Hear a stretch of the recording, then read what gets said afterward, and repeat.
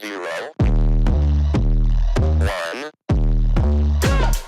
Let's get Hello started. and welcome to Beyond Top 10 Tennis. My name is Dr. Ashley Morgan-Berge and I'm your host. If you're not familiar with my work or would like to learn more about it, head on over to AM8 International, the first tennis lab of its kind worldwide that is centered on delivering top 10 tennis rankings and is 100% backed by science. I'm the author of 14 books behind multiple theories and have been an elite coach for over 20 years and work with athletes around the world, Europe, the United States to Australia. I'm also the world's leading authority in this space with my research coupled with my extensive coaching background, being responsible for landmark findings to deliver the next generation of play. With new foundations this season of my two latest releases, My Tennis Black Book, Federer, Nadal, Serena, Djokovic, and my brand new release, My Tennis Workbook. This season is like none other before. So as always, buckle in and enjoy the ride. Welcome to another special edition of Beyond Top 10 Tennis. If you've been with us for some time now, thank you so much. You know what we're all about. If you are new, welcome. As always, I'd encourage you to get your hands on these two. You'll see all the other text behind me. Most of them have updated covers, so they're actually some of the original covers behind me. So if you do, or when you do order them, they may look a little bit different on the outside. Maybe a couple of additions, tweaks on the inside. But these two, even though they've only came out in the last, less than 6 months, are really pivotal to get your hands on, purely because they really showcase the pathway. They guide you through Beyond Top 10 Tennis, the collection, and so much more, whilst also reviewing the 2024 season. And it's a workbook to complete every single day for the entirety of your season. I can't overstate how important that is. But today's episode is not about any of that. It's a special edition for the French Open. We've got all third round matches to go over. If you've been tuning into our special editions, you know we had one especially for the draw. Then we went over most of the first rounds, then we recapped the remaining first, and then all second round in our last episode. So we're keeping pace with third round before moving on to the round of 16. I'm a little bit excited today because, again, if you are familiar, you do know we have been, or that round of 16 is a really important marker to gauge. But I did get a little bit distracted there, and maybe you heard that in the background or you're still hearing it. You do know that I do have some sidekicks, and that is one just having a little bit of fun. Of course. So it may or may not happen again, but I can't really get upset at them for wanting to have a little bit of fun. Okay, so instead of pausing, since you guys have been with, most of you have been with us for some time now, you know what the two of them do look like. Maybe they want to come say hi later. I'll see. All right, so today's episode, all third round results. Round of 16 sets a really important precedent, because we know, and especially as far as the data is concerned, if we're getting a little bit serious now, and if you are familiar with my work, so again in the background over here, we've got some really important insights that we can review from that round of 16. And I have shared also, as far as seedings, rankings are concerned, how it is very not typical for the top 8 players, let alone the top 16 players, to progress to the round of 16. And there's a reasoning behind that. And that's why, again, if you've been following along, you know the notebook here that we've been penning down together. Some of the results are as anticipated, others not so much, because we do have those, I'm not going to call it, say, the anomaly, but it's almost like the data is skewed in these respects, or why the data sometimes goes against the grain, not necessarily the rankings, because we know the key patterns that eventually do evolve. All right, so without getting, I think, too much into, the nitty gritty, I don't want to get too carried away on other topics today. Really want to focus on third round lineups, and then we're going to review round of 16 what's to head for today's action and also tomorrow, and then we can do a big recap. But this is why I think today's episode is really important and the ones to come. Because it's the middle of the slam, if you like, middle of the French Open, it's the turning point. You make it to the second week. There's some really fundamental metrics there. All right, so as always, kicking off with the WTA Tour, we'll do everything, and then we'll do the same repeat for the ATP Tour. All right, kicking off with Sabalenka Danilovic. You would have heard me share that potentially I thought Danilovic could have pushed Sabalenka a little bit further, especially given with how she played, I think, really smoothly against Collins. 3 sets to come through that, and I thought just maybe we could see Danilovic cause some a bit of trouble potentially for Sabalenka. Wasn't really the case. Sabalenka, she's just been playing really solid so far this French Open. Really impressed with how she's been playing. 6-2, 6-3. All right, Torsten Anisimova. Look, I did share potentially Torsten was favoured here. Really with how she'd been playing. Anisimova, she's been playing some really solid tennis as well. It was so hard to call. There's only a couple of, there's 4, 5, 6 points separating them in the ranking. 16 Anisimova, 22 Torsten respectively seeds. Really, really tough. Both of these players are up and coming. Early 20s. I really hope, and I'll say it again, that there's a really long-term rivalry between these two players. I just think they really do complement each other's games on court, and it's almost like I won't say a Sinner Alcaraz, a Swiatek Sabalenka. It's kind of like that next wave. Yes, behind a little level behind, say, the top 2, 3, 4, 5 best players in the world. But these two bring something different, Anisimova, Torsten, when they play each other. And I really like what's in store or what we're seeing. A lot of the players inside the top 5, we've seen for a number of seasons now, for the most part. Yes, Palin is new, but it's like she has been around. Look, Anisimova, she has peaked before. A lot of time of injuries, I believe, looking after her mental health, has come back with a bang. Torsten's relatively new on tour, really working her way through the last few seasons. And I just feel like they've arrived at this specific time, almost in tandem, and they are almost a very similar level, and they complement one another.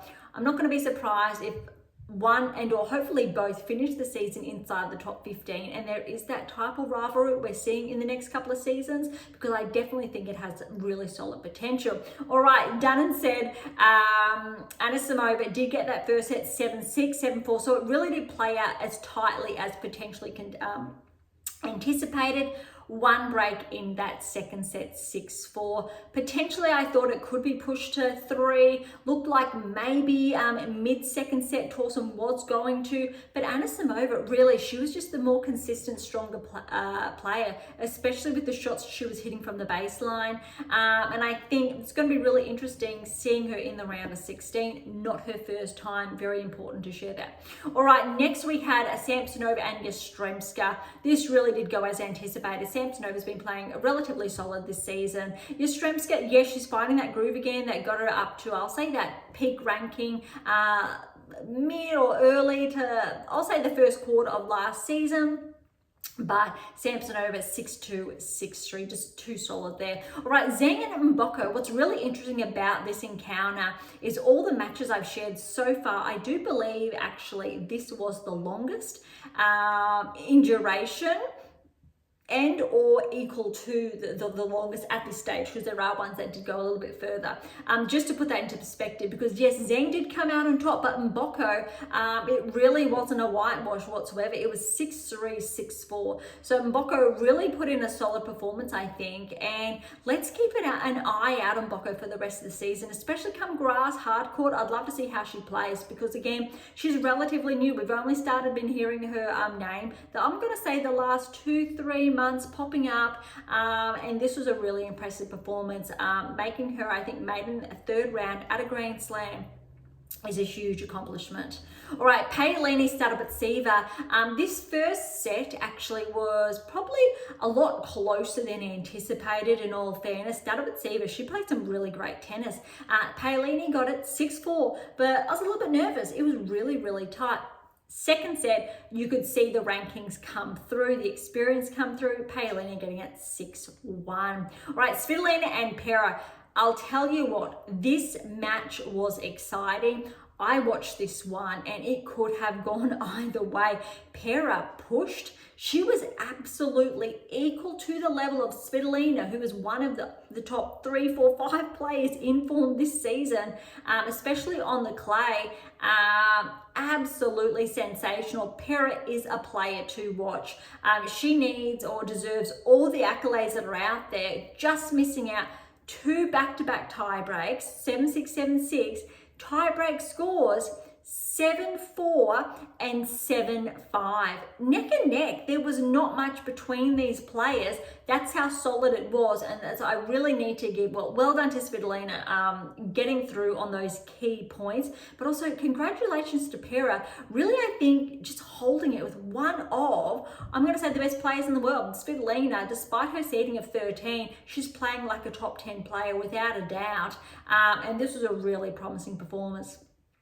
All right, next we have, look, this was not as, I will say, highly contested as anticipated. Rybakina, Ostapenko. Look, Rybakina favoured, absolutely, you could say, as far as seedings are concerned, 12-21 respectively. Ostapenko, though, has won the French previously. We know Rybakina's won Wimbledon. Rybakina, a little bit of a form slump, but did win prior to coming into the French. Ostapenko, though, we know her match stats, her win-loss record against Swiatek, and it was a potential round of 16 encounter if she was to make it through. But I tell you what, Rybakina, she just played some solid tennis. Ostapenko didn't play her best tennis. All credit to Rybakina, just playing a solid match to get through. 6-2, 6-2.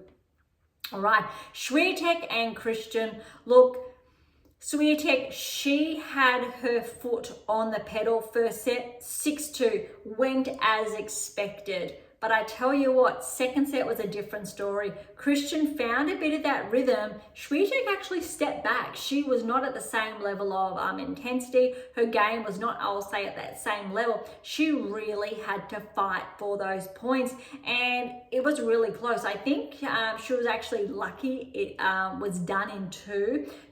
Over 3, I would have favoured Swiatek, of course, but I think that would have been required an extra level, and that extra level she could have been saving for the next 1-2 rounds, or round of 16, quarters, etc. So I think it actually was very lucky for Swiatek in this case. Similar to, I'm going to say, the Svitolina scraping through 7-5 in that second set. So Christian, I tell you what, she had some really good moments there and is a player to watch. She did make the finals, I believe, in one event prior to the French. We did talk about that, I'll say, last week roughly, or relatively around a week ago. So Christian, she really showed why she made it to the 3rd round, and that was a really good performance there. That's the most Swiatek has been pushed at the French so far. All right, other side of the draw, Andreeva Putintseva. This actually was not as tight as it could have been.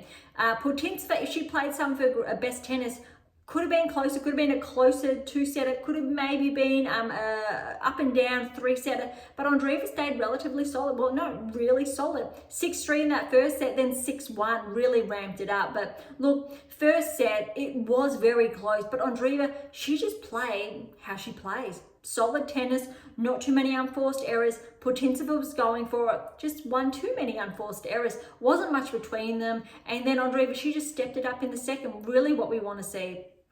All right, Kasatkina and Badosa, I did call this one, like a lot of the ones we have touched on, that Kasatkina was favoured to come through purely because I'll say of her recent track record, how she's been playing. Keep in mind, even though Kasatkina is seeded 17, she actually finished last season inside the top 10, was one of the alternates, I believe, for the WTA finals, didn't quite scrape through, but was there.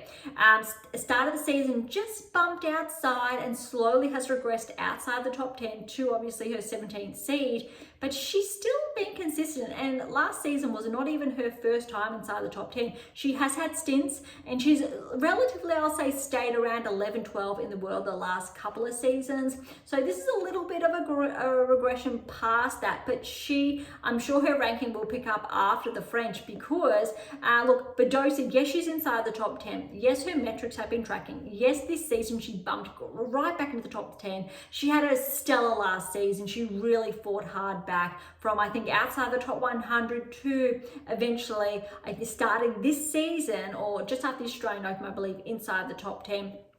And we shared that as far as barrier breakers are concerned in your black book there. And that's the same for a lot of players we've talked about, including Andreeva, the new players inside the top 10 this season. Also did the same from those new into the top 10 last season on both tours. So Kasatkina, I think her seeding, this was a tough one for Badosa either way. Came out of the blocks firing 6-1. Badosa, I'm going to say it was just her feet, her footwork. It was too heavy. Couldn't quite get to the ball. Kasatkina, she was mixing her balls up. Wasn't giving Badosa what she wanted to hit inside her sweet spot. So it was a bit of a struggle there. Badosa really struggled to, I think, adapt, change her game. Second set though, Badosa started to find a bit of that rhythm, learn more so how to be more responsive to Kasatkina's style of play, and was able to push. But Kasatkina really stayed ahead for, I'll say, the most part of that second set and got it 7-5. And I believe this is her maiden round of 16 at the French. Maybe, I don't think it's actually, I think Kasatkina has made round 16 at a Grand Slam previously, but I'm going to leave that up in the air because I don't think that was the case last season. I don't have the data in front of me, but a very good performance from Kasatkina. All right, this one, Boyson and Jackie Moe. This one really lived up to the hype. Two French women up and coming. Jackie Moe is ranked ahead of Boyson, but I did call that after seeing Boyson play in those earlier rounds, I really thought she was going to be able to push Jackie Moe. Jackie Moe, we've been seeing her slightly tracking, but it really was, I think, Boyson that just really impressed me with how she's been playing. Both of these women were given wild cards into the French, which is even more exciting. But what I really want to highlight, Boyson got that first set 6-3, and it was neck and neck. But then you could see when that first set finished, Boyson was feeling unwell. You could see the struggle there. She wasn't a bit of pain. I'm not too sure what it was, but you could see a bit of distress, I will say, on her face there. She was quite uncomfortable. Jackie Moe, she just took advantage of that, took that second set 6-love. I wasn't too sure what that third set was going to hold. If Jackie Moe was going to, I guess, maintain that momentum, or if Boyson was going to find, I guess, her game again that got her that first set. It was so close. It was ridiculous.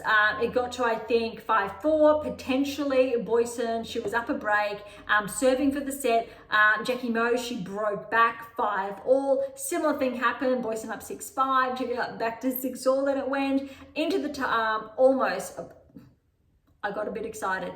It went up 6-5, and it looked like Jackie Moe was going to break back again, but Boyson really held her nerve, 7-5, and that was huge. It was some really solid tennis from both of these players, but Boyson, she has a really powerful game, how she was playing. Arguably, Jackie Moe, she's a solid player. I think what got Boyson the match was she had some solid shots. Jackie Moe was a really consistent player. So I think it's going to be interesting to see those later encounters, but I want to give Boyson a chance for her round of 16 if she plays a similar level. But this brings us to that next match, Pegula Vondrasova. Vondrasova came out of the blocks playing some solid tennis. Took the first set 6-3. Second set, really smooth, neck and neck. Pegula got it 6-4. Not much in it, so it's a set apiece by now. Third set, Pegula lifted her game just a little bit. Heightened that, I'll say, margin of error, a little bit more consistent. Vondrasova just threw in a couple more unforced errors. I'm not going to say there was any poor play, just dropped that level slightly. Pegula maintained that double break to take that third set 6-2. It was close there. Well done to Vondrasova. Love seeing her back in action, because we know this time last year, former top 10 player. Then we've seen her ranking regress. Hopefully this appearance will get her some points back to her ranking, shift her at least inside the top 50. Maybe would be nice for Wimbledon around the corner, but we'll see. But well done to Pegula. This was a solid performance. I think last 6 months we're looking at Pegula having I'll say a good Grand Slam season, in contrast to, say, the 2024 season. All right, a couple more to go. We've got Keys and Kenin. You know what? Both players had match points in the third set. Obviously, only one came out on top. This was always going to be tight. It was really, if Keys played her absolute, like her top tennis, straight sets, tied, but straight sets. But if Keys' level just dropped a bit, wasn't as consistent as we know she can play, and Kenin, she just stayed with it. Kenin had the shot, and I tell you what, the later is what happened. Keys got that, Kenin got that first set 6-4. It really looked like Keys was in the lead for the most part, and then Kenin was just solid. She was just getting back those balls. She wasn't hitting Keys off the court. Keys was making those errors, going for a little bit too much. Kenin was just rock solid. Second set, very similar story, but Keys did get the break and she held, took it 6-3. Third set, neck and neck. I do believe it was Kenin who was up 5-4. And then I do believe Kenin did have not one, but 2 match points. Keys, she just held her nerve, tied it at 5 apiece, went up 6-5, closed it out 7-5. That was absolutely brutal. Look, well done, Kenin. Even though third round, she should be so proud of herself. This really complements how her season's been going so far. Building up that ranking, finding that rhythm again that got her to win her first Grand Slam a couple of seasons ago. Yes, we haven't really seen that level of play from Kenin since relatively around that season or the one after. But I think she's starting to play some of her best tennis again, which is really great to see. Keys, she dug deep, and that was really huge. And it will be an All-American round 16 clash next, because Baptiste Bezzesmeniero, neck and neck this first set. There was not too much give. I believe from memory, Bezzesmeniero, she was up 2-love in the first, so got that early break. Baptiste came back. Then it was really neck and neck, went to the tie break, and it could have gone either way. Baptiste got it 7-4. Bezzesmeniero, in this case, she was just the solid player, getting a lot of balls back, doing a lot of the hustling there. Baptiste, though, I tell you what, she can set her shot. And I've shared in early episodes, seeing Baptiste play, she's got something special that I like. She can serve and volley. We very rarely see that on the women's tour. That's special. She has a forehand. She can slap in a really good way. And we're not seeing that from all players. And when she's in that zone and she sets it up, she can do some damage. And I tell you what, she got that second set 6-1 over Bezzesmeniero, but all credit to Bezzesmeniero because she played some good tennis as well. Baptiste, however, if she plays that level of tennis this season and next season as well, she maintains that. And if you're familiar with our episodes, all of my work, you know about the baseline, peak performance, etc. There's a lot about that in this one. Baptiste, the next 1-2 season, maintains that trajectory, goes from that baseline, peak performance, baseline, next peak performance. We will see Baptiste inside the top 20 without a doubt. That's how solid she's been playing. That's how impressed I am with those markers. She just needs to lift and lift and lift. keep, I guess, her tools in that arsenal, but it's really important there. If you're not understanding what I'm sharing, please do get your hands on my tennis black book there for an elaboration, and those earlier texts are really important. All right, a few more to go now. Again, bottom half, we've got Alexandrova and Veronika Kudermetova. Look, Alexandrova was always favourite here, even though Kudermetova did take out the 15th seed Krejcikova. It was only Krejcikova's, I think, second match this season since she's been out since the WTA finals. So look, we know how well I think Kudermetova made the round of 16, maybe quarters at this year's Australian Open.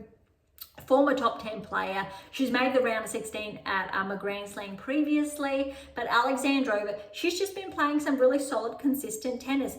There's nothing there that's blowing you off the court, but it's the consistency that's been counting, and she got through 2-2. That may be a challenge in her next match, just maybe, because she's got the winner of Gauff and Bouzkova. Gauff, look, she did not come out of the blocks firing. She was just playing some consistent tennis, some good tennis. I'm not going to say she played her best tennis that I've seen her play, but it was good enough to get that first set of Bouzkova 6-1. And I really thought it was going to be a lot more competitive. Second set though, turn around on what I've just said, because it went to a tiebreak. Bouzkova, she started to play. Gauff had to dig deep, lift her game up another level, but not, I think, the level we saw her play, for example, at the WTA finals when she got the winner, I believe it was Swiatek and Sabalenka back-to-back from memory. Gauff wasn't playing that level, but I'll tell you what, it was good enough. She got the tiebreak 7-3, and she just played some solid tennis. Okay, that's all third round matches done, which means we get to review what we are predicted, and as well all fourth round encounters. So let's have a look. Round of 16, we did actually say Tauson would get through, but no, Anisimova was too good. So we've got Sabalenka, Anisimova. We did get Samsonova and Zheng coming through as we'd penned down. We've got Paolini and Svitolina as we penned down. Rybakina, Swiatek, yes, as we penned down. Andreeva, Kasatkina, yes, as we penned down. Boysen and Pegula, yes, as we penned down. Keys and Baptiste, yes, as we penned down. Alexander and Gauff as we penned down. How good is that? All there for those who may or may not or don't believe. And tune into, I think, our previous episode, because we wrote all this down live. And then I did share the quarterfinal potential lineups that we did go over. And since all of these players, bar one, are still in action, we're looking at potentially Sabalenka, Anisimova. We've got Sabalenka. Samsonova, Zheng, we did say Zheng. Paolini, Svitolina. We said Paolini, but look, that is going to be so tight with how Svitolina's been playing. Rybakina, Swiatek. We have said Swiatek. Rybakina played some really good tennis. We need Swiatek to lift her game, or to play that level of tennis she played in that first set against Christian, and to hold the line there and up the ante. Then we're saying Andreeva, Kasatkina with how she's been playing, but maybe Kasatkina can push Andreeva to 3. And we're saying potentially her against Pegula. Pegula does have Boysen next, and look, Boysen, she's ranked I think around that 300 mark, so a very big difference in the ranking. But look, Boysen plays some great tennis. I think though, if Pegula is solid, she just plays her game, she should be able to push out through to the quarters. Keys and Baptiste. I've got Keys, but I tell you what, if Keys does drop her level, like we did see her against Kenin slightly, and Baptiste, if she's able to take advantage of that, maybe she can push Keys to 3. Maybe an upset, but look, the likelihood is that Keys could have a very clean sweep, but I don't want to write Baptiste off. Then we've got Alexandrova and Gauff. Look, Alexandrova, really consistent. Gauff, maybe Alexandrova can frustrate Gauff, maybe, but how Gauff played, I'll say in those earlier rounds, not just, and the first set against Bouzkova, she should be able to get through nicely into. But let's have a look, and I did promise what we may look then for the semis. Sabalenka did get the win over, sorry, Zheng did get the win over Sabalenka. I think it was only 2-ish weeks ago. Look, this is, I think, a semi-final type of match. It is tough. You need to favour Sabalenka, but Zheng's been playing some really good tennis. That type of match should be a semi-final, the same with Paolini-Swiatek, because that was last year's final. It is so hard to call both of these. I basically don't want to. So I don't think I'm going to. I mean, I will, but it's a 50-50. On paper, it's Sabalenka, but going off the, 2 weeks ago, it's Zheng. But, we can say Sabalenka. I'll pin down Sabalenka begrudgingly. Paolini-Swiatek. Paolini has had a huge week. The past 2-3 weeks, winning Rome. She's been playing some great tennis. Swiatek, though, this is her court. I'm going to put Swiatek. But again, it's 50-50 with how well Paolini is playing. And we know Swiatek's had a little bit of a regression. Yes, that first set, she was back, but the second set was a little bit more tight. Andreeva Pegula, I tell you what, Andreeva's been playing some huge tennis. Pegula, though, is frustrating to play. She just gets everything back. But look, we know Andreeva made, I think it was the quarters last season. Let's have a little bit of a check. I do have the 2024 up. And look, a lot of these, Andreeva did make the round of 16 last season, as did Vondrousova. So actually, Vondrousova will lose some points. How's this? Round of 16 last season, Gauff got through, Swiatek got through, Svitolina got through, Paolini got through. We know that Andreeva. Keys fell in the third round against Navarro. Navarro fell early. Keys will get some points. Danilovic fell earlier. She made the fourth round last year. Vondrousova also, so she will lose some points. But Sabalenka was over Navarro. So, and then we've got Rybakina over Svitolina. So equal points for all three of them, obviously not Navarro. Evanesian, that was a breakthrough last season, lost in fourth round. Torsen fell in the fourth round. Berge got through to the quarters, as did Paolini. Swiatek over Vondrousova in the quarters last year. Andreeva over Gracheva, French woman, in the round of 16 last year. Gauff over Jabeur in the quarters. We're just going through day by day. Paolini over Rybakina in the quarters, but that was a tight 3. We've got Swiatek over Gauff, straight sets in the semi. And the other quarter was Andreeva over Sabalenka in 3, but that's when Sabalenka was unwell. So yes, Andreeva did make the quarters, and the other semi there was Paolini over Andreeva. So 3-1. And we know obviously the final was, I believe, straight sets there. I really want to say let's give it to Andreeva. That's a tough one because she's made the quarters previously. All semi-finals I've just touched on. So we have said Pegula, but I tell you what, either way, Pegula's going to notch up some points because I don't think she played the French last year.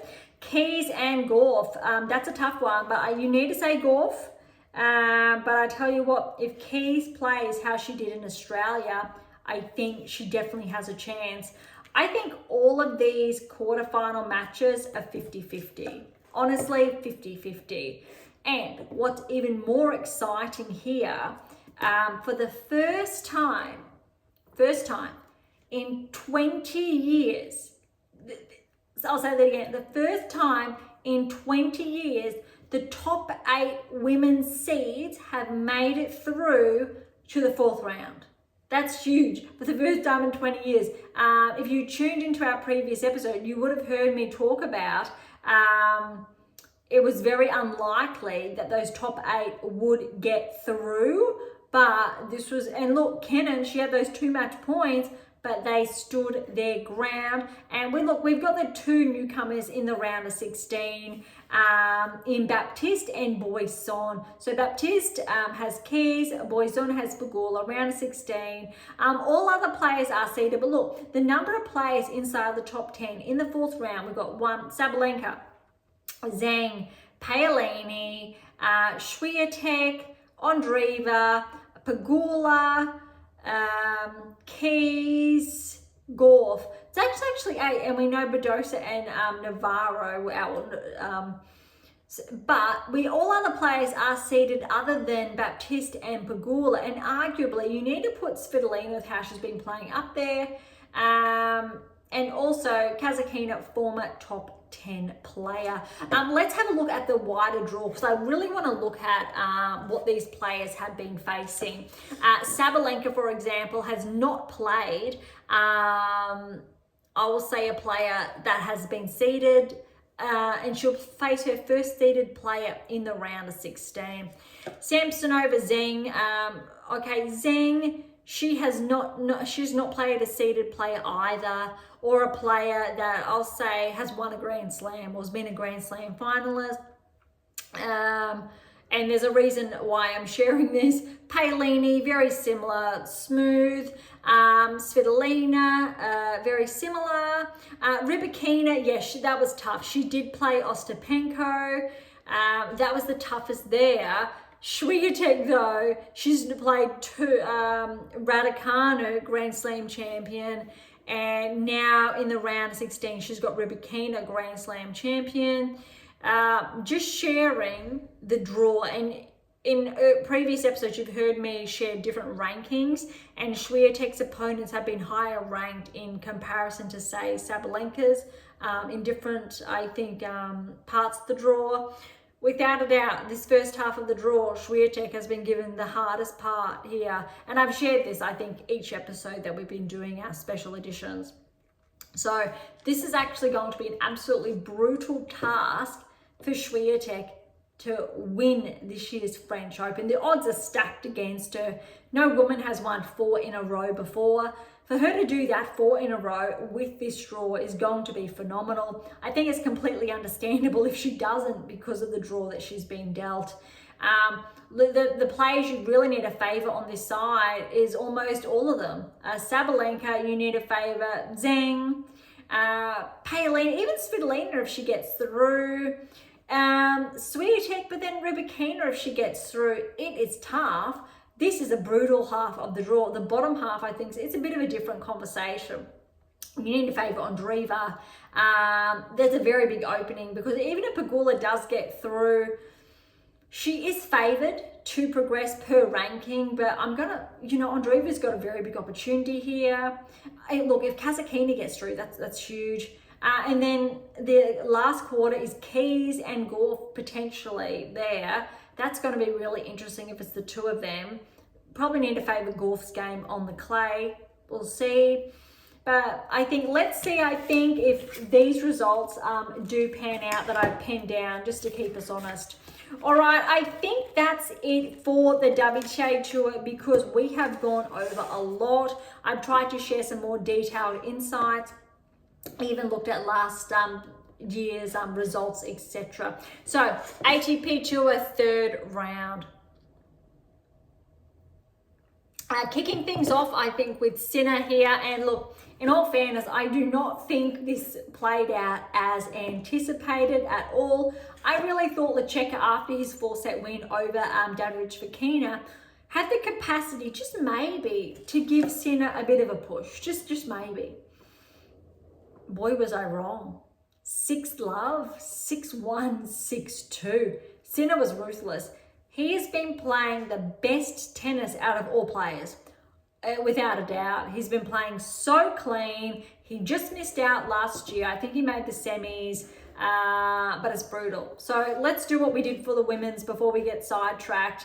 Look, Alcaraz and Auger-Aliassime, round of 16 last season. Alcaraz in 3. Third round, actually, Djokovic was over Mazzetti in 5. I thought that was quarters for some reason, so I must apologize. That's a correction from a couple of episodes. I think I've shared that in.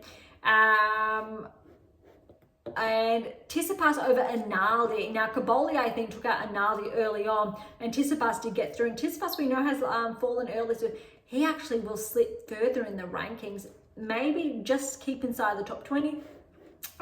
All right, de Minaur over Medvedev in 4 in the round of 16. Both Medvedev and de Minaur have been bumped out of the French Open so far, so both of them will actually lose points.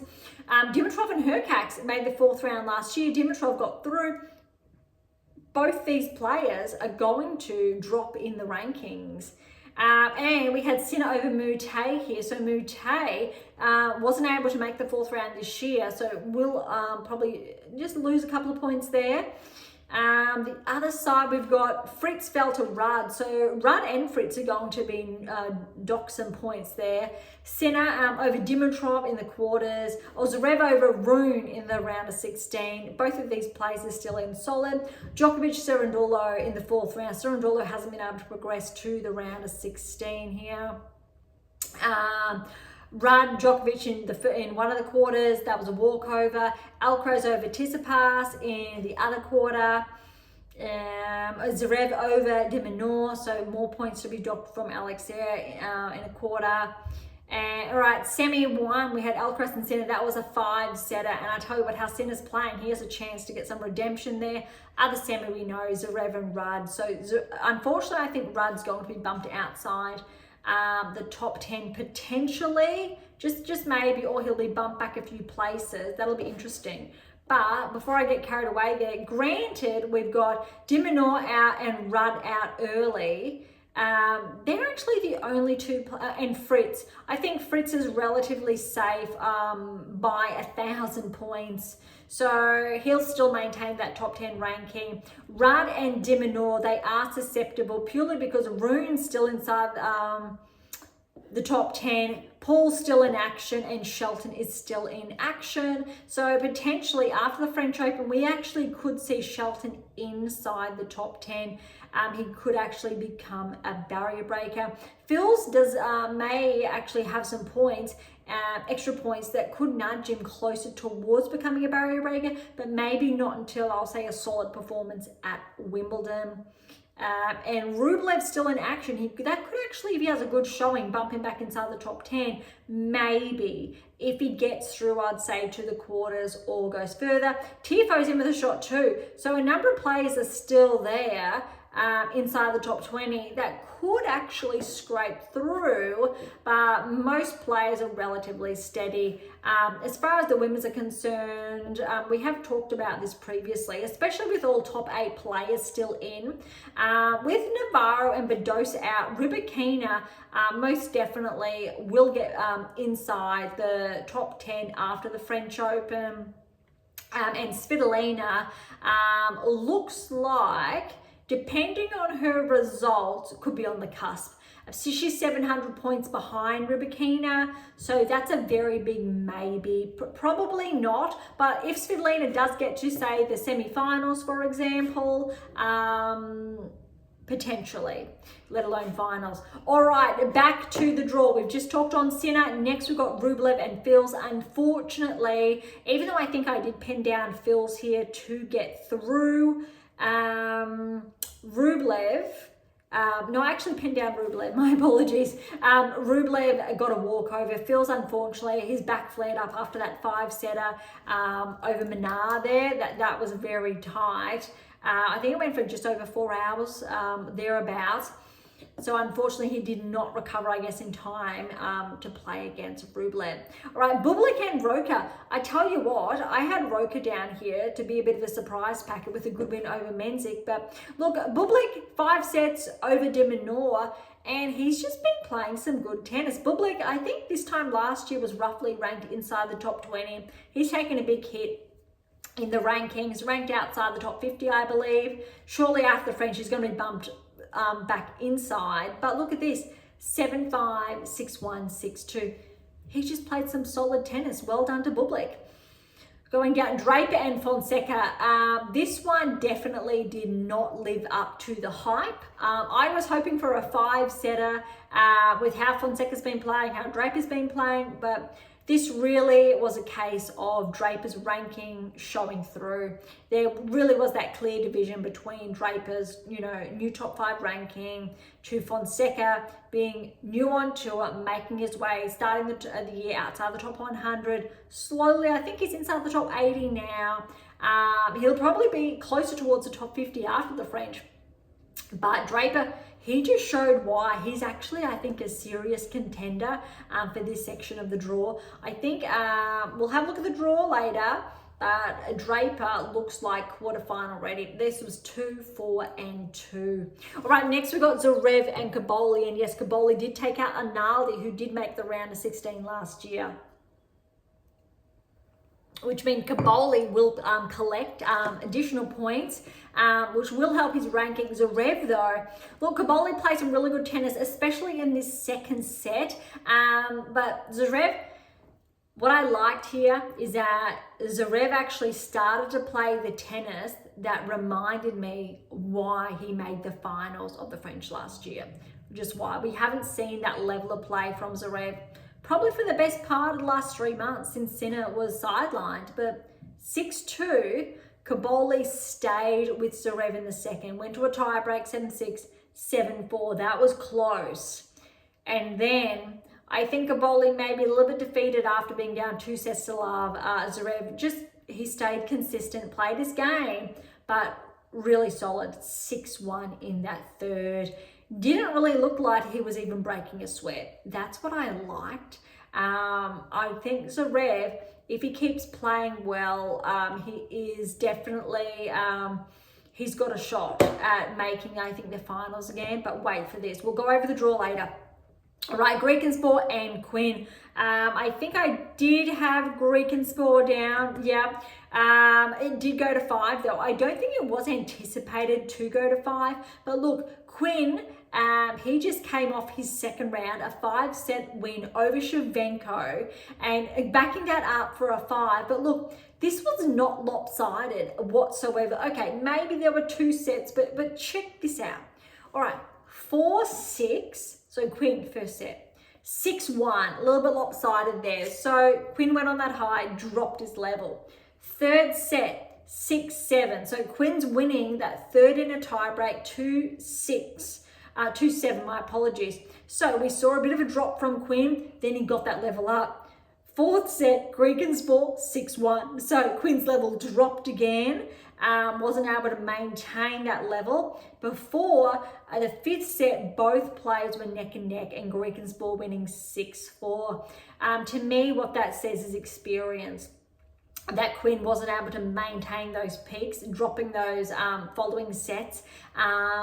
I'll say quite easily, unfortunately, but Griekenspor, he just held solid. I think Griekenspor, look, he's just outside the top 30, been playing some solid tennis, some of his best tennis the last 12 months, and I think this is his first round of 16 appearance at any Grand Slam, which is huge news, and so congratulations to Griekenspor. But Quinn, he should take some really big, I think, milestones from this, because he's made the third round at a Grand Slam and pushed an informed player to 5. All right, last couple, we've got Norrie and Fernley. We had Norrie here purely on experience, even though Fernley is ranked ahead of Norrie, was really just anticipating experience to get him through, and it worked. Look, 6-3, second set a bit tighter, tiebreak, 7-1, and third set, 6-2. Neither of these players were hitting the other, I'll say, off court. They were just playing some solid tennis, solid point structure, and Norrie's really, I'm going to say his rhythm, his consistency got him through. Fernley with a couple extra unforced errors, just giving Norrie that advantage that he needed to get him over the line. All right, Djokovic and Mislovic. Look, again, it wasn't, say, as clean or a whitewash as Sinner's match, for example, but Djokovic, he just played some good tennis. I haven't seen Djokovic pushed yet, but I also think that's typically the case when we're seeing Djokovic in the earlier rounds. We're not seeing him overly exerted. But Mislovic, look, he kept pace. 6-3 in that first set, second set 6-4. So look, relatively close, just one breaks a piece. And then third set, Mislovic's level dropped just a bit. Djokovic amped it up just slightly, closing that out 6-2. Next one, Mazzetti and Navone. I think Mazzetti was a little bit surprised here that Navone got that first set 4-6, and then second set was 6-4. So very, very close first two sets. And then third set, we've got Mazzetti 6-3, 6-2. We've got Mazzetti down here to progress. I thought maybe it would have been a little more clean, but with Navone getting past Opelka, we know what type of serve Opelka has. Sure, clay gives that advantage or takes that pace within reason. But look, Navone, well done, pushing Mazzetti to 4. But good to see Mazzetti he will collect points, falling to Djokovic last season in the third round. So this is actually a really good result for Mazzetti. Rune and Halves, definitely would have anticipated Rune to get through in straight sets here, but Halves, he really played some good tennis. A local player, Frenchman, just missed out on that round of 16 berth, but Rune probably not playing his best tennis, little bits of ups and downs, but he managed to get through in 5.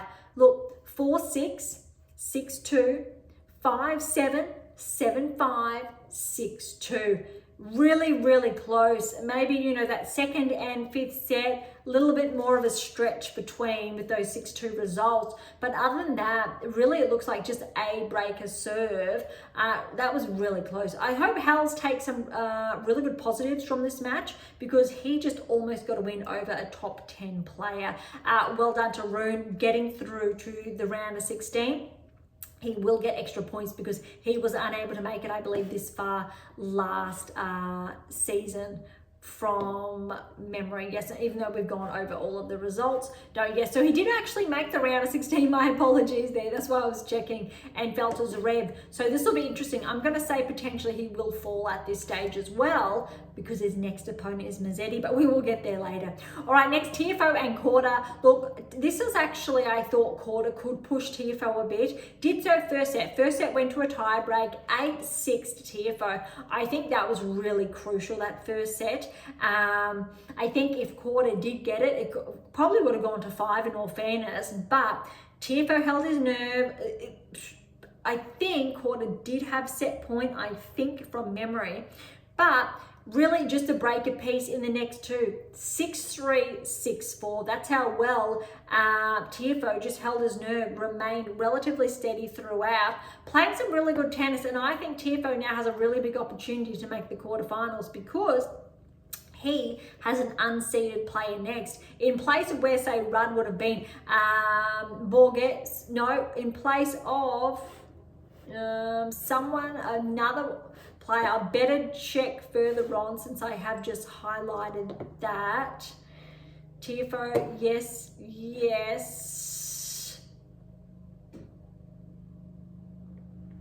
Fritz. His opponent would have been Fritz. My apologies there. So that's actually a very big gap in the draw. But Altmaier did make it through, and this is a normal. We actually had Miljevic to make it through, but Altmaier proved why he was able to take out Fritz. And that's really, I think, the big news here, that the player who took out the number 4 player in the world, the 4th seed, has been able to maintain the momentum to get a maiden round of 16 berth. That's huge, absolutely huge. Look, it was neck and neck, I think, both these players watching them play, but ultimately he just had that extra edge. 4-6, 6-3, 6-3, 6-2.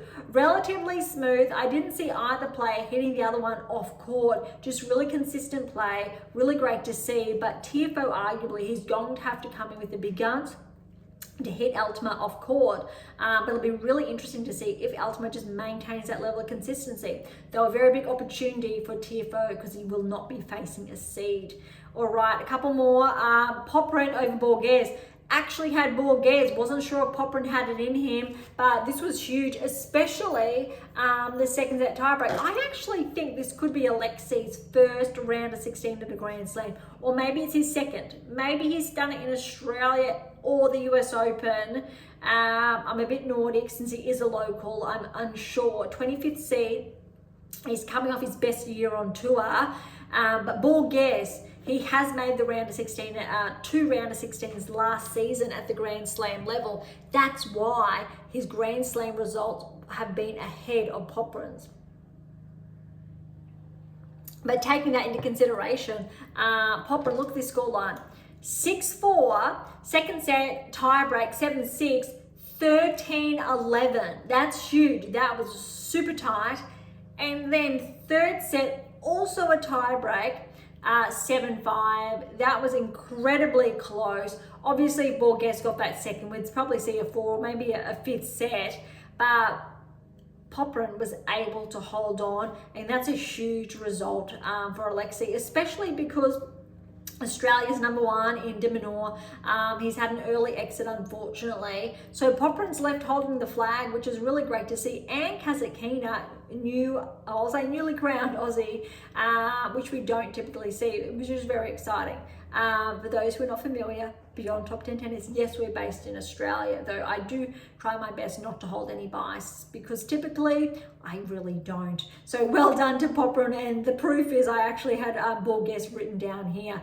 So that's actually really well done to Popyrin. He's going to have a challenge next, but you probably have to give Alexei a shot because Paul Kakanakov, both Paul and Kakanakov were coming off the second round 5-set matches. And I tell you what, this third round match did not disappoint because it went the distance. Look, Paul, 6-3, 3-6, third set in a tie break. Paul snatches just 9-7. Then Kakanakov, fourth set, 3-6. Paul, just a break in it for the fifth, 6-3. That is close, and it didn't disappoint because Kakanakov, he has been in form. But Paul, well done. I think if Paul can recover, he gets a solid recovery, you need to give him the favourites over Popyrin.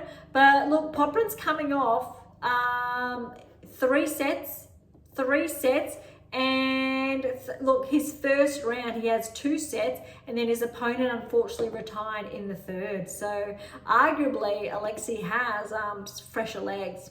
All right, last 2, we've got Shelton and Gigante. Shelton just playing some really good tennis here, 3 and 4. That's it really, but I think he will have his first big challenge in the round of 16. Keeping in mind, second round, Shelton did get a walkover, so he's relatively fresh, and he's going to need that for his round of 16 because Alcaraz and Zimmer, look, Zimmer did manage to take a set of Alcaraz, had a bit of a dip in play, but I like to see Alcaraz pushed and then figuring it out. First 2 sets relatively smooth, 6-1, 6-3. Then Zimmer did get that third set, 4-6. Fourth set tight, but Alcaraz did keep that momentum, closing it out 6-4. But I'd say that was really close. It had the potential to go to 5, which I don't think we were anticipating. Probably thought 3 straight sets there. But this is fourth round's going to be quite interesting. All right, let's have a look at the lineup that we do have that we anticipated. We had Sinner and Rublev. Yes. All right, we did have Roca over Bublik, so we need to cross that out. So Bublik versus Draper. So we did have Draper. We did have next. We just missed one. No. We did have Zverev and Greekenspor, yes. Next we had Norrie and Djokovic, correct. Mazzetti and Rune, yes. TFO, we actually had Meljovic, not Altama. So we have to put Altama there. We did have another one. We had Berge instead of Popyrin. So we need to put Popyrin. And Paul, yes, we had, and then we did have Shelton and Alcaraz. For those at home, here's the scribble so you know there. Next, which is really interesting, let's have a look at those quarterfinal potential lineups. Everything I think is still in action, all of the players. Sinner, Rublev, we've got Sinner. Bublik Draper, we did put Draper. Zverev and Greekensburg, we've got Zverev. Norrie Djokovic, we put Djokovic. Mazzetti Rune, we put Mazzetti. Tiafoe Altama, we've had Tiafoe. Popper and Paul, we've got, even though Borges was there, I'm still going to go with Paul. Shelton Alcaraz, we've got Alcaraz all there, and we did that in our previous episode. But look, I actually think Shelton could give Alcaraz a run here. I'd love to see a 5-setter in all fairness. That'd be really interesting. Mazzetti Tiafoe, maybe, well, that's a quarter. But Mazzetti and Rune, look, you need to favour Mazzetti, but Rune, look, he's been hanging in there. But I think Mazzetti's his level of play recently will get him across the line. Similar with Tiafoe, Popper and Paul, that's really going to be interesting. So let's focus back on the screen here, starting from the top. Sinner, Rublev. I think Rublev could be able to potentially challenge Sinner, especially Rublev. He's working with Murat Safin at the moment. I still believe they are. And I think you can see a bit of a turnaround in his game, especially his mentality on court. But Sinner, I still want to say Sinner in 3 because of how cleanly he's been playing. But it'll be interesting to see how I think Rublev faces that. Bublik Draper, with how well Draper's been playing, you need to say that. But then again, Bublik just came out of the blocks and got the win over De Minaur. Maybe he can do the same to Draper, but I really need to give Draper the odds with how cleanly he played over Fonseca.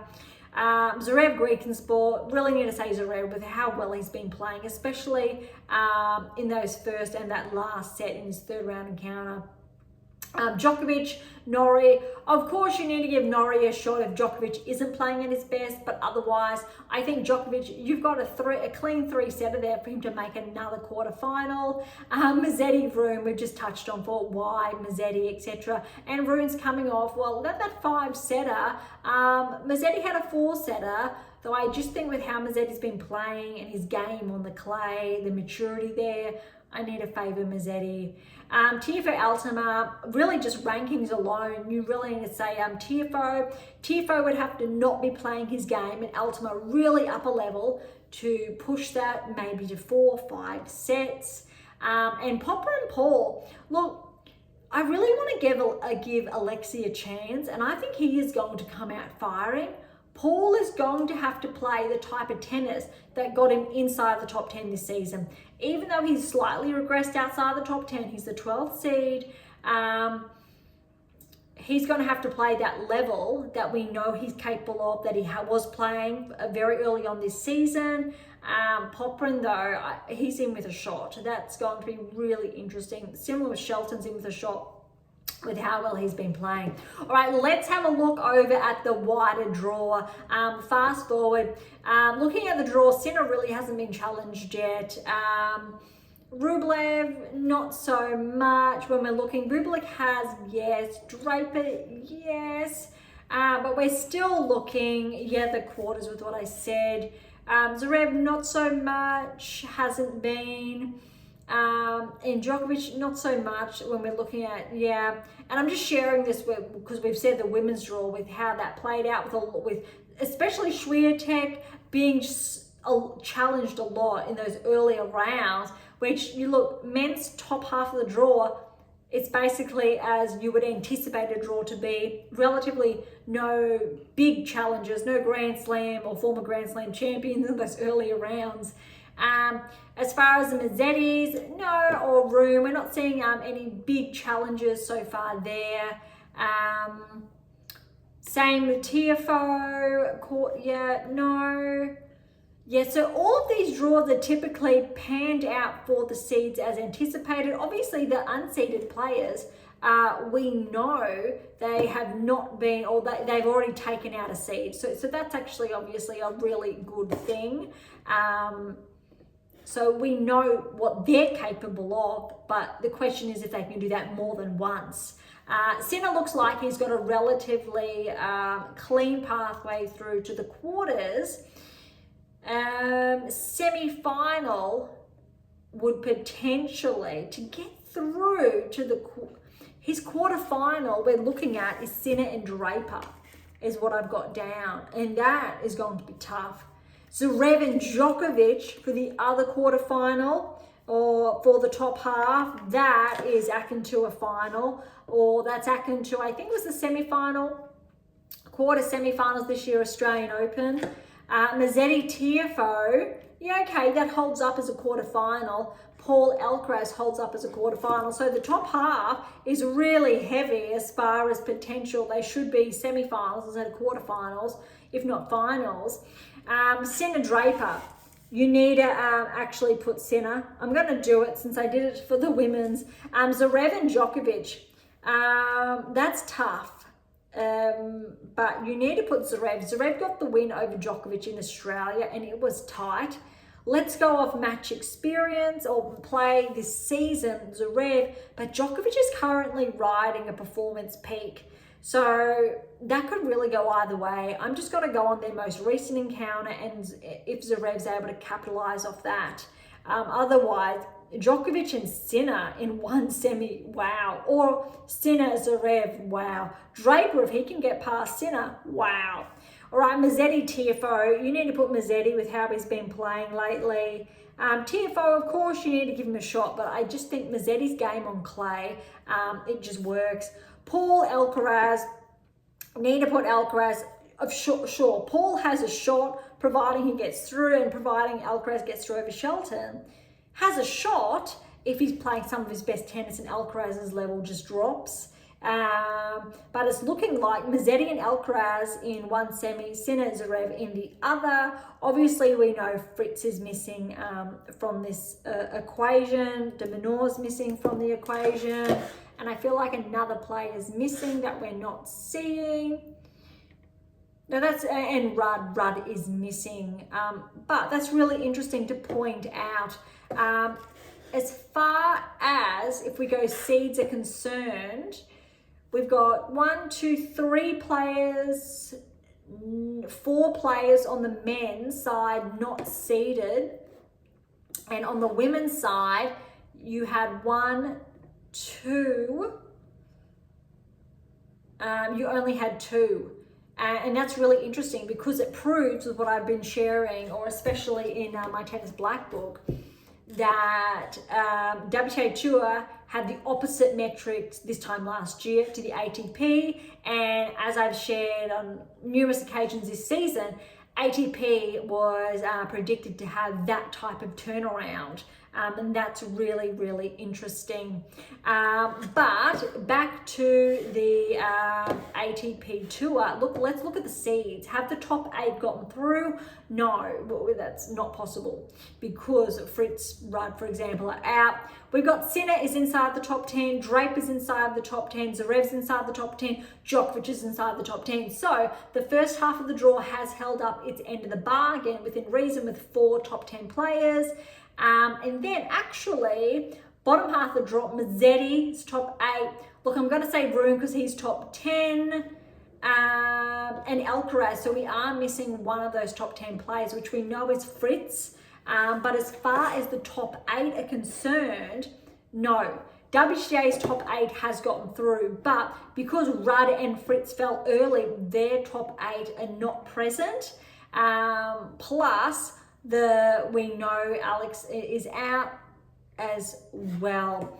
All right, so that's actually really interesting to look at, and how the WTA Tour is actually ahead of the ATP Tour in rankings, player performances, key correlations, etc. All right, so that's all of the round of 16 results we have gone over. I hope you find it as interesting as I have found it. We do have everything written down to keep it all honest. Again, most of these lineups, especially on the WTA Tour, they're 50-50. Most of the round of 16s, I think, on the WTA Tour should pave out that way. Look, this Svitolina, Paolini, that is so hard. Swiatek, Rybakina, hard. Look, actually, I take that back. 50% probably.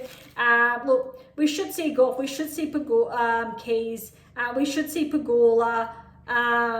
But Andreeva Kasatkina, that's still going to be tough. But we should see, I'm going to say we should see Andreeva. So 50% should be Zeng. We should see Zeng over Samsonova. But Sabalenka, we should over Anisimova. But look, Paolini, Svitolina, and Rybakina, Swiatek, that is hard. That is really hard. Very similar to the men's side when you say Shelton, Alcaraz, with how well Shelton's been playing. That's tough. And then Mazzetti, Rune. You need to say Mazzetti, but that's also really tough. Popram, Paul, should be Popram. Tiafoe over Altama, supposedly. Djokovic over Norrie. Zverev, Greek and Sport. Draper over Bublik. Sinner over Rublev. So a lot more streamlined over on the men's tour compared to the women's tour. That's tough. But also when we look forward to the quarters, we do have 50% that are they're brutal. They should be finals. But it's similar to the women's side. They're brutal. They should be finals as well. If we get Sinner and Draper, if we get Zverev, Djokovic, if we get Sabalenka, Zhang, if we get Paolini, Swiatek, for example, those combinations, where the bottom half of the draws would probably typically see as semi-finals, but Andreeva Pegula potentially, Keys Gorf potentially, Mazzetti, Tiafoe, Paul Alcaraz, all potentially. All right, all we know is who's made the round of 16, so I can't stress that enough. And then we can see if this paves out or not. But I'll say we're close in some way, shape or form. All right, that's it for today. Thank you so much for joining us for our special edition for the French Open. To grab your copy of my two latest new releases, My Tennis Workbook or My Tennis Black Book, Federer, Nadal, Serena, Djokovic, head on over to AM8 International or Amazon. So irrespective where you're based in the world. For any comments or questions, head to AM8 or topic thread, or leave comments directly on YouTube or Spotify. To interact with Beyond Top 10 Tennis, catch up on our blogs, or to sign up to my newsletter, all links are in the episode notes, as well as how to access our Pink Octopus books to Sprue. And if you enjoyed today's episode, please subscribe, like, share, and do all of the above. Beyond Top 10 Tennis exists for you, so please consider sharing us near and far. And if you're serious about heading towards a top 10 ranking, or want to know what you're missing to secure that maiden Grand Slam or more, don't be shy and come and say hi. Okay, on that note, thank you so much for listening. I am so incredibly grateful. I'm your host, Dr. Ashley Morgan Berge, and this is Beyond Top 10 Tennis.